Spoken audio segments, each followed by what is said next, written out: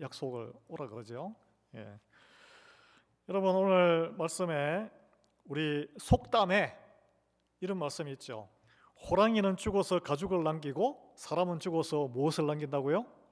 이름을 남긴다. 정답입니다.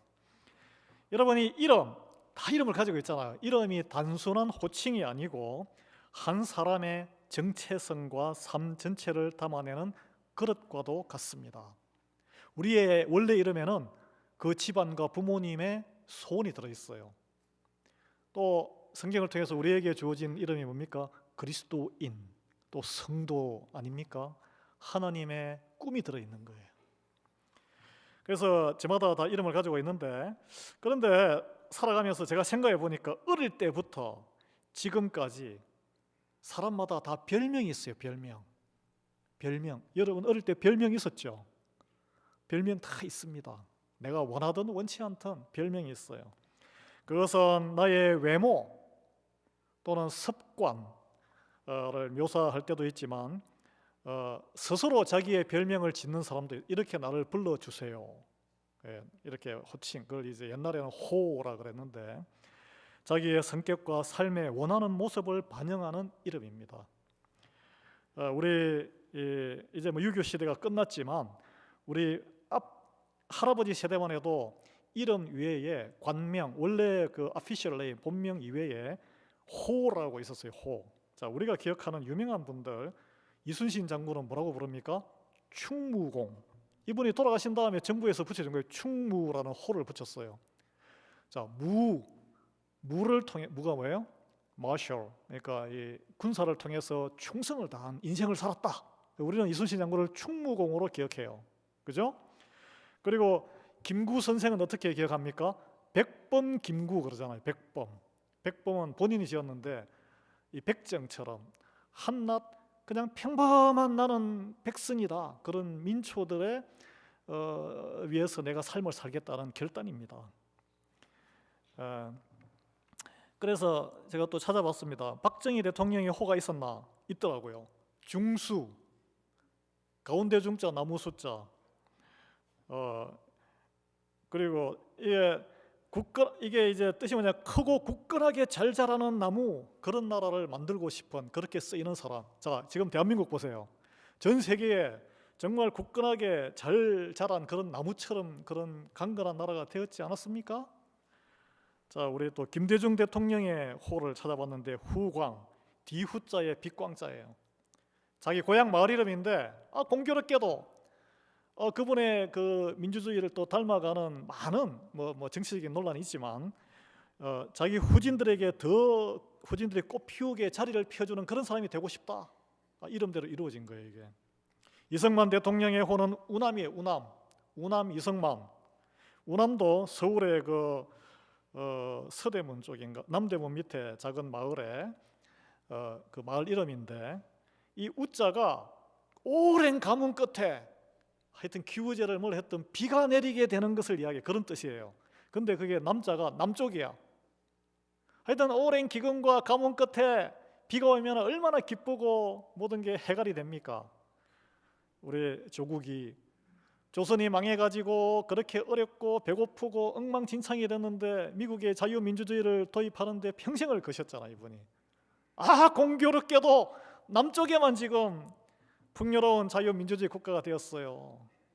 초대 대통령인데, 저는 개인적으로 이걸 할까 말까 하다가 저도 이제 개인 스토리를, 제가 할아버지 중에 11대 할아버지가 임진왜란, 정유재란 그 모든 조선 백성의 3분의 1이 죽을 때 그때 삶을 사셨던 분인데 지방에 작은 관리를 했어요. 은퇴한 다음에 정유재란 때 산성에서 같이 싸우다가 부인도 죽고 본인도 죽고 전사했어요.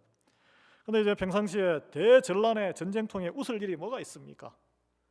근데 이분이 그냥 환경이 어려워도 웃음을 잃지 않고 호탕하게, 그래서 친구분들이 클 대자 웃을 소자 대소 집헌자 대소헌이라는 이름, 그 호를 붙여준 거예요.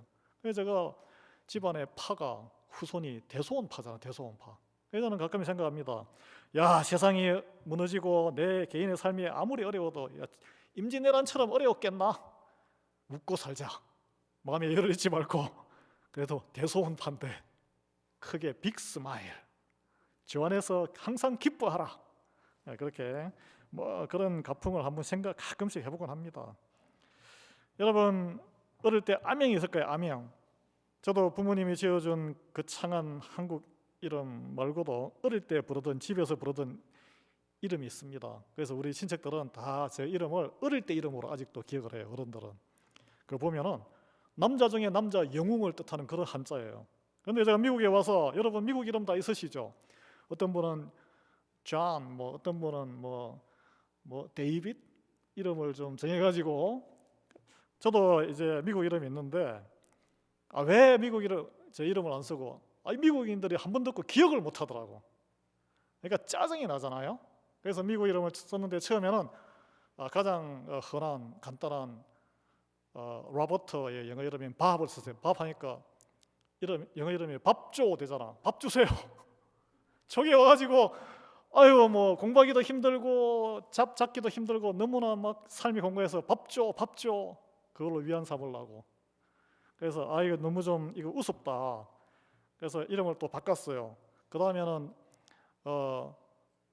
지금 도널드 트럼프지만은 도널드란 이름을 썼는데, 그래서 도널드 좋아하니까 또 날 줘, 또 더 이러니까 더 욕심부렸는데, 이제 예수님 믿고는 이름을 마크, 지금은 제가 영어 이름이 마크입니다. 여러분, 이 외국의 영어 닉네임을 미국 목사님들은 마크조 이렇게. 여러분 영어 하면 너의 패스 이름이 뭐냐면은 무제조 하지 말고 마크조라고 표현하세요. 이제는 막 달라고 막조 했는데 그게 아니고 이 마가복음에 나오는 마크인데 성경 속에 유명한 인물이죠. 엄마가 예수님 제자들이 그 120명 오순절 성령 기도 중에 성령 받았던 다락방을 제공한 인물이고, 바나바 생질이고, 선교 여행 중에는 청년 때는 원래 이분도 자기 히브리 이름이 요한이고 마크는 헬라식 이름이에요. 이름이 두 개예요. 이분이 마가인데 선교 여행을 따라갔다가 너무 힘들어가지고 나는 못하겠다 때려치우고 중간에 가가지고 바나바가 조카를 데려갔는데 따독거렸는데, 바울이 어떤 이런 인간을 선교팀에 데려갈 수 있냐. 두 사람이 갈라서게 하는 결정적인 원흉이에요. 그러나 계속 베드로를 따라다니며 베드로가 히브리어로 하는 설교를, 자기는 헬라어 교육을 받았기 때문에 헬라어로 통역하면서 은혜를 받고 그걸 또 적어서 마가복음이라는 책을 사복음서 중에 처음으로 썼습니다. 근데 마가복음에 보면은 굉장히 짧잖아요. 그리고 문장이 즉시 지금 당장 실천해야 돼. 이 베드로의 급한 성격이 다 나와 있어요. 이게 사복음서에 다른 사복음서를 쓰는 기초 자료가 됐습니다. 그리고 나중에는 믿음이 성장해서 바울에게도 바울 서신에 보면 나의 유익한 동역자라고 소개가 됩니다. 저는 그런 삶을 담고 싶었어요. 그래서 제 이름은 지금 영어 이름으로 마크 조입니다. 여러분에게도 아마 영어 이름이 있을 거예요. 저는 이제 예를 드는 이유는 우리의 모든 인생에 이게 왜 이런 닉네임이, 오늘 제가 별명이라 했는데 왜 필요할까요? 우리는 관계 속에서 살아가기 때문에. 나 홀로 믿음 잘 믿는 거 없습니다. 이 믿음과 하나님 나라는 관계 속에서 이루어지는 거예요. 그리고 다른 사람에게 기억되는 걸로 또 이루어지고, 여러분께서는 어떤 별명으로 지금 불리어지고 있고 다른 사람에게 나는 어떤 별명으로 불리어지고 싶습니까? 오늘 우리의 나누고 싶은 주제입니다. 여러분의 삶이 끝난다면, 한 권의 책으로 쓰여진다면 그 책의 제목은 무엇이 될 것 같아요? 오늘 우리가 읽은 이 빌레몬서는 사도 바울이 빌레몬이라는 한 사람에게 보낸 사실 개인 편지예요. 그게 뭐 너희 가정에 있는 교회 그 패밀리에게 사실 또 보낸 거고, 안부 물은 거고, 사실은 한 개인에게 보낸 개인 편지입니다. 편지 중심에는 오늘 등장인물이 안 나왔지만 8절부터 나오는데, 오네시모라는 빌레몬의 집에서 도망친 노예 이야기가 들어 있습니다. 주인에게 손해를 끼치고 달아났던 그가 로마에서 바울을 만나서 그리스도인이 된 거예요.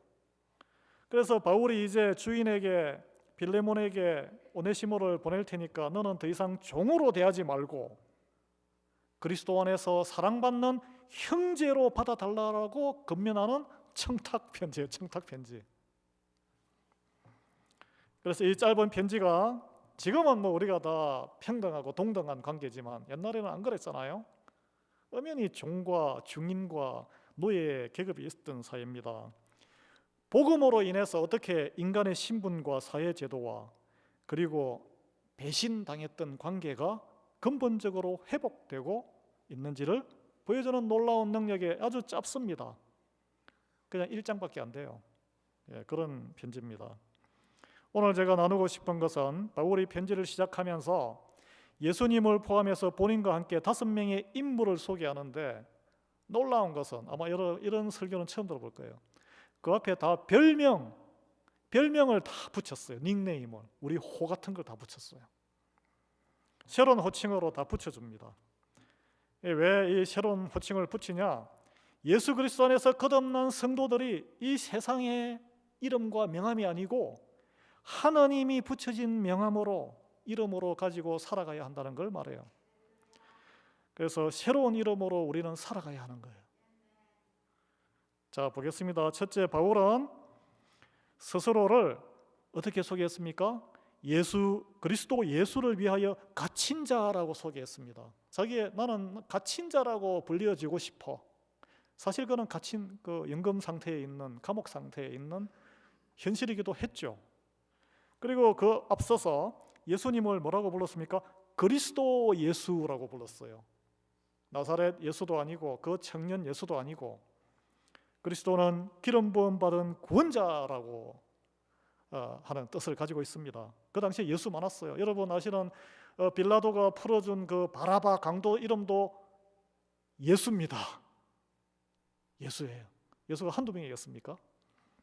그러나 오직 한 분, 그 예수가 그리스도인 거예요. 자기는 그 복음을 위해서 갇힌 자 되었다. 실제로 그는 그 복음을 전파하기 위해 로마에 가서 변증하기 위해서 가서 실제로 몸이 갇혔죠. 자기의 그렇게 불림을 받고 싶은 대로 자기는 삶을 그렇게 산 거예요. 그래서 물리적인 감금을 넘어 그의 삶 전체가 우리가 복음서 말고 이 사도 바울이 쓴 사도행전을 비롯해서 그거는 누가가 썼지만 다 어떻게 살았는지가 다 나옵니다. 복음에 매여서 갇혀 있는 삶을 사는 고백하는 신앙선언이에요.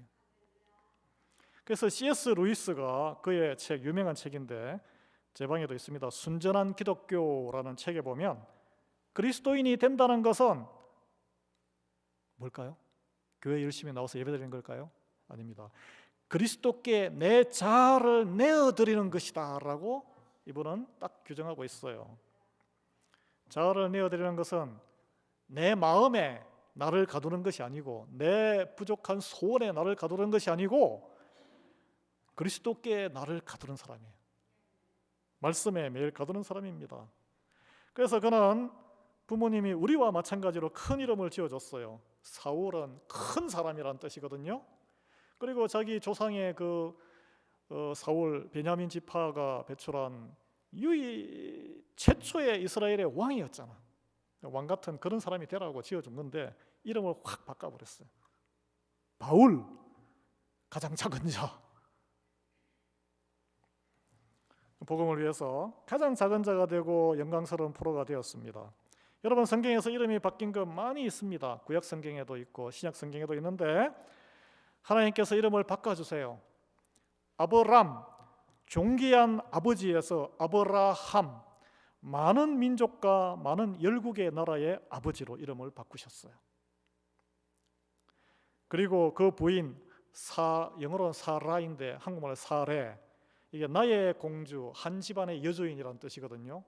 아브라함의 공주란 뜻이죠. 이게 자기 이복 여동생이자 부인이니까. 근데 그 이름을 사라라고, 많은 우리 어린 딸들이 사라란 이름을 가지고 있습니다. 많은 민족과 나라의 어머니란 뜻이에요. 확장, 그 복을 이제 다 너 집안만 아니고 다 모든 이방 민족에게도 전파하는 사람이 되어라. 섬기는 사람이 되어라. 그 야곱은 생존 투쟁을 해서 속이는 자, 발목 잡은 자, 사기꾼이란 뜻이잖아요. 그래서 거기서 하나님과 겨루어 매일 하나님과 씨름하며 자기의 성정을 이기는 이스라엘 이름을 바꿔줬어요. 예수님께서도 제자 시몬 갈대잖아, 갈대. 일이 흔들리고 이게 좋은가 세상에. 이쪽에 가면 물고기 많이 그물을 던질까, 저리 갈까, 이게 좋을까, 여기 기웃 저기 기웃하는 인생에서 베드로, 반석, 예수님과 말씀 위에 든든히 교회가 서는 그 이름으로 바꾸어 주셨어요. 하나님께서는 우리의 과거가 아니고 그분 안에서 될 우리의 미래를 보시고 아직 준비가 안 됐지만 새 이름을 주시는 분인 줄 믿으시기 바랍니다. 그게 성도예요, 성도. 바울의 별명 갇힌 자. 누가 갇힌 자가 되고 싶어요? 자유로운 자, 내 마음대로 살고 싶은 자, 그것을 위해서 필요한 돈 다 끌어당기는 그물이 같은 인생 살고 싶어 하죠. 그러나 갇힌 자가 된 것을 자랑스러워했어요. 세상적으로 볼 때는 실패와 절망의 상징이지만 하나님 앞에서는 가장 큰 자유와 영광의 훈장이란 거예요. 이게 갇힌 자란 이름 자체가. 여러분은 무엇에 갇혀서 무엇에 매여 살아가십니까? 그 세상적인 데 갇힌 걸 더 자랑스러워하세요 혹시? 돈입니까? 성공입니까? 세상의 좋은 평가입니까? 바울처럼 저는 기꺼이 그리스도에게 갇힌 자가 되어 그 안에서 하나님이 주시는 참 자유를 누리는 저와 여러분 되기를 예수 그리스도의 이름으로 축원합니다. 두 번째, 오늘 또 편지를 보면 바울이 디모데를 형제라는 표현을 씁니다. 흑인들이 많이 쓰죠. 만나는 사람마다 가죠. Hey bro, 브라더라는 것도 안 그래요. Hey bro, BRO. 그 빌레몬을 사랑받는 자요 동력자라고 이렇게 부르는데, 자 여러분 중에 학교 선생님을 하시거나 한글학교 선생님을 하신 분도 계시겠지만 학생들에게 형제님, 자매님 해보셨어요? 클래스에서 약간 정신이 좀 이상한 사람이죠. 학생 그러죠. 자, 디모데는 영적으로 나이 차이도 많이 나고 바울의 아들이나 마찬가지고 그의 제자였습니다. 학생이 학생. 그러나 권위적인 스승의 모습을 이렇게 관계를 맺는 게 아니고 형제는 수평적인 관계예요. 우리는 유교적인 개념에서 형이 위이고 동생이 밑이지만 미국에서 자라는 우리 자녀들은 형 아우가 동등해요. 이름 부르기 엄마 아버지 있을 때는 형 동생하지만 자기들끼리 이름 불러 이름. 그죠? 수평적인 존재입니다. 이게 복음의 능력이에요. 그리스도 안에서 우리는 혈령과 지위, 나이를 넘어서 예수님의 피로 맺어진 새로운 가족이라는 거예요. 우리가 가족 하면은 유교적인 개념으로 막 서열이 쫙 정해지는데 이 개념은 그렇지 않습니다.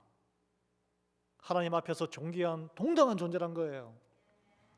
여러분, 구약의 성경에 대표적으로 형제가 되었던, 친구가 되었던 두 사람이었어요. 다윗과 요나단의 우정을 한번 기억해 내겠습니다. 사무엘상 18장 읽어보십시오. 집에 가셔서. 그들의 세상적인 지위는 뭘까요? 왕자와 목동이었어요. 어떻게 형제가 되고 어떻게 친구가 될 수 있겠습니까? Impossible. 그러나 그들은 자기 생명같이 서로를 사랑하는 형제가 되었어요. 이것이 하나님을 경외하는 사람, 그리스도 안에서 거듭난 형제 자매의 관계의 본질이라는 거예요. 서로를 지지하고 세상 지위에 관계없이 내가 그 사람을 보지 않고 존귀하고 나와 동등한 사람으로 본다는 거예요. 그게 사랑이에요, 사랑. 그게 하나님의 길을 함께 걷는 영적인 동지예요. 그리고 바울은 빌레몬을 향해서 뭐라고 해요? 동력자, 파트너. 우리말에도 있습니다. 반려자, 부부. 세상적으로는. 근데 우리는 그렇게 생각하잖아요. 남편이 위고 부인이 아래라고 생각하잖아요. 물론 영적인 질서는 있지만 동력자예요. 동력자, 동력, 함께 짐질력, 짐을 함께 지고 가는 사람. 동역자는 하나님의 나라라는 공동의 목표를 위해서 함께 짐을 지는 파트너예요. 교회가 담임 목사가 혼자 이끌어가는 것이 아닙니다. 목사와 장로가 서로 견제하는 관계가 아니고 함께 멍에를 매는 동역자란 거예요. 모든 성도는 각자의 은사에 따라서 교회를 세워가는 동역자입니다. 가정도 마찬가지. 오늘 여기 보면 가정을 너희 집에 있는 교회라고 말씀하시죠. 집이 교회가 될 때에 함께 짐을 나눠서 기쁨으로 서로 감당하고 지고 가는 그런 가정 되기를 예수 그리스도로 축원합니다. 그러니까 혼자 막 오늘 파더스데이인데 아버지가 끙끙끙, 한국에 뭐 파더스데이만 되면 틀어주는 동영상이 있어요. 혼자 막 남자 아버지가 막 짐을, 온갖 짐을 다 지고, 그거는 굉장히 한국적인 개념이에요. 같이 할 수 있는, 어린 아이도 집안에 공헌할 수 있는 게 있습니다. 재롱으로 부모의 피로를 다 풀어주잖아요. 절대 능력이나 나이나 또는 성별이나 이런 거에 따라서 그 사람이 그 공동체, 가정에서도 교회에서도 쓸모없는 사람은 없습니다. 하나님은 그렇게 만들지 않으셨어요. 그래서 마음에 안 든다고 나는 이 공동체 싫어, 가정을 튕겨나가거나 집어 던지거나, 에이 우리 그냥 끝내, 나는 내대로 살 거야. 우리 교회도 마찬가지. 아이 너 마음에 안 들어, 나는 따로 나가서 그냥 혼자 신앙생활 할래. 이거는 아니란 거예요. 독일의 신학자 디트리 본 헤퍼는 순교하신 분인데, 책 성도의 공동생활이라는 제목의 책인데, 거기 보면 그리스도인은 다른 사람을 필요로 하는 존재다. 그리스도인은 말씀을 선포하는 것을 들어야 하는 존재이기 때문에 또 선포도 해야 되고 다른 사람과 함께 있어야 한다는 거예요. 함께하지 않는 그리스도인은 그리스도인이 이미 아닙니다, 여러분. 명심하셔야 돼요. 근면하셔야 돼요. 우리 혼자 신앙생활을 할 수 없습니다. 서로가 서로에게 그러면 어떻게 짐이 되지 말고 동력자가 되어줘야 돼요. 같이 짐을 지는 사람이 돼야 되는데 남의 짐이 되어버리면 어떡해요? 그렇죠? 가정도 마찬가지예요. 그래서 우리가 그리스도의 몸을 온전히 세워나갈 수 있습니다. 세 번째, 오늘 여기에 보면 또 별명으로 바울이 사람 이름의 앞에 아비아라는 여자 같아요. 자매라고 했고, 아키포를 병사, 군인 병사 갑자기 나와요. 칭합니다. 뭐 아키포가 로마군 군인은 아니었어요. 자, 왜 이런 표현을 썼을까요? 성경학자들은 이 아비아는 빌레몬의 아내고 아키포는 빌레몬의 아들로 추정합니다. 단순히 빌레몬의 아내를 소개하는데 안부 묻는데 내 아내라고 이렇게 하지 않습니다. 근데 당시의 그 편지라든지 그 호칭은 자네 부인, 아내 이렇게 보통 소개를 했어요. 가부장적인 문화 속에서 지금보다 더 심했죠. 여성을 한 남자의 소유물로 여겼습니다. 그런 간섭을 깬 거예요. 하나님 앞에 동등한 인격체인 자매님으로 부른 거예요. 여러분, 여기에는 우리 장로님 부인도 있고 집사님 부인도 있고 교인 부인도 있는데 누구의 부인으로 그분을 보지 마십시오. 동등한 자매님으로 보셔야 돼요. 누구의 남편으로 보셔서도 안 돼요. 동등한 형제님으로 보셔야 돼요. 개별적인 하나님 앞에 인격체입니다. 개별적인 하나님의 자녀예요. 누구에게 소속되어 있는 게 아니에요. 그 아들, 여기에 이제 오늘 EM의 자녀도 있는데, 누구의 딸, 누구의 아들, 뭐 몇 살짜리 아들, 이렇게 하면 그 부모에 대한 나의 편견이 그 아들에게, 자녀에게 투영되잖아요. 그렇게 보면 안 된다는 거예요. 자녀도 형제님, 자매님인 거예요. 독립적으로 대우하고 봐야 된다는 거예요. 그의 아들 아키포는 젊은 청년이, 아마 청소년일 수도 있고 20대일 수도 있고 청년이었을 것입니다. 그러나 바울은 그를 빌레몬에 속해 있는 어린 아들로 이렇게 대하지도 않았고 그렇게 호칭하지도 않았습니다. 복음의 최전선에서 함께 싸우는 우리와 함께 병사된 자로 인정하고 그의 영적 위상을 존중했어요. 나중에는 그 가정을 시작으로 생긴 교회, 골로새 교회에 이 아키포가 담임 목회자가 됩니다. 뭐 요즘처럼 이렇게 위임받 그런 게 아니라 거기 이제 영적인 리더가 되는 거죠. 여러분, 에베소 6장에서 바울이 우리에게 하나님의 전신 갑주를 입으라고 명했죠. 아키포는 바로 그 갑옷을 입고 영적 전투에 참여한 널널한 하나님의 군사, 병사로 인정받은 거예요. 여러분, 예수 그리스도의 복음은 이처럼 세상의 모든 차별과 질서를 뛰어넘어서 관계를 혁명적으로 새롭게 하는 능력이 있다는 거예요. 주인과 종을 형제로 바꾸고 남편과 아내를 동등한 형제와 자매로 바꿉니다. 아버지와 아들을 함께 싸우는 동력자와 병사로 변화시켜요. 그래서 그 가정이 하나님의 그리스도의 몸이 되는 거예요. 이게 우리의 사역의 사실은 목표예요. 여러분 가정이 다 그리스도의 몸으로 하나님의 영광을 드러내는 가정이 되어야 할 줄 믿습니다. 가장 복받은 인생이에요.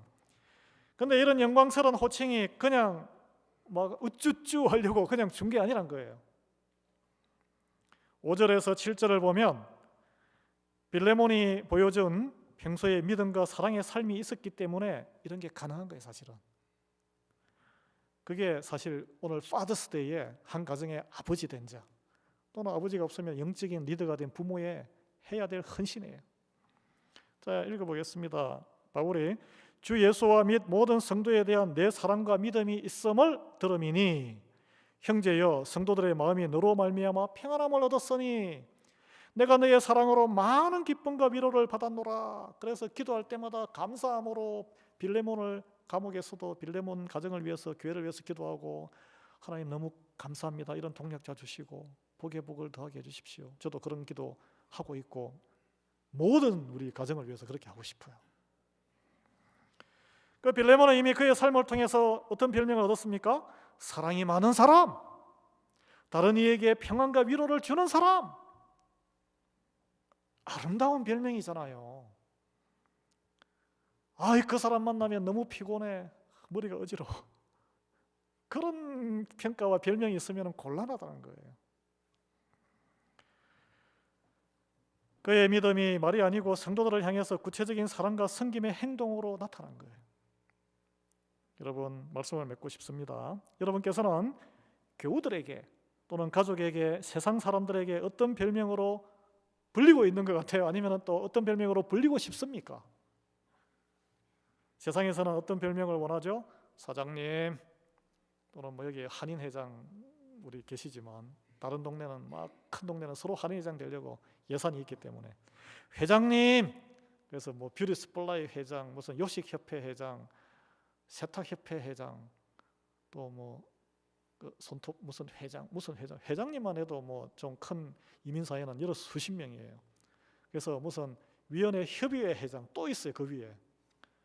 세상 직함도 뭐 중요하겠지만 우리는 그리스도 안에서 받은 새로운 이름을 사모해야 돼요. 예.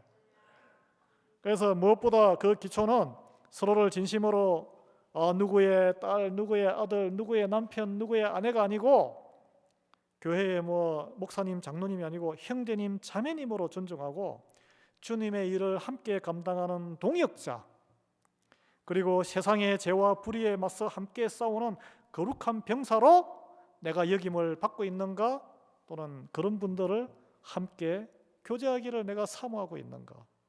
예. 그래서 모든 이들에게 우리가 믿는 자나 믿지 않는 자나 사랑을 베풀고 평안을 주는 그 한 사람, 이름만 들어도 마음이 따뜻해지는 사람으로 기억되기를 소망합니다. 그래서 훗날 우리가 이 땅을 떠나서 주님 앞에 섰을 때 우리 삶을 지켜본 많은 사람들이 기억하잖아요. 이렇게 메모리얼 서비스 하면서 어떻게 기억할까요? 한번 생각해 보겠습니다. 아유 밤낮으로 정말 열심히 일하며 부지런하셨지. 남는 게 그거밖에 없어요. 예를 들면 또는 음식 솜씨가 아주 뛰어나셨지. 노래를 밤낮 정말 잘하셨지. 이분은 맛집을 참 좋아하셔서 어디가 맛있는지를 잘 우리에게 참 유익함을 주신 분이야. 아유 골프에 참 뛰어나셨어. 꽃과 뒷마당 가꾸기를 좋아하셨지. 여행을 참 좋아하셨어. 그림 그리기를 잘하셨지. 건강하셨어. 또는 병으로 참 고생하셨어. 뭐 이런 그 사실 많이 듣는 이야기예요. 이런 것으로 기억하는 것도 좋겠지만 이렇게 정언해주면 얼마나 좋겠습니까? 그분은 참으로 하나님과 이웃을 뜨겁게 사랑했던 분이야. 내가 참 어렵고 힘들었을 때 함께 기도하시고 그 따뜻한 사랑 잊을 수가 없어. 그분은 가진 것이나 지위에 상관없이 모든 사람을 차별 없이 형제로 자매로 대하셨어. 그분을 만나고 나면 이상하게 하나님 품에 안긴 것처럼 참 평안했어. 나는 교회를 다니지 않았지만 저분이야말로 진짜 그리스도인이라고 생각해. 저런 분만 계시면 참 나도 한번 믿어보고 싶어. 예, 저는 우리 여기 계신 분이 다 그런 말이 나올 줄 믿어요. 장례식 뒤에. 그리고 이제 죽고 나서 무슨 소용이 있냐 그러실 텐데, 이 땅에 살아있을 때에 겉으로는 아버님, 어머님 또는 성도님, 장로님, 권사님, 집사님, 목사님, 자매님, 형제님 이렇게 나를 부르고 있지만 속으로 어떻게 별명을 부르는지 어떻게 알아요 우리가? 저한테 목사님 그러지만 아이고 저 칠칠치 못한 것 저 덤벙덤벙이 이렇게 생각하시는 분도 계실 거예요 아마. 나를 어떤 별명으로 부르고 있을까? 여러분은 사람들에게 나아가 하나님으로부터 어떤 별명으로 불러지기를 원하십니까? 이게 오늘 주제입니다.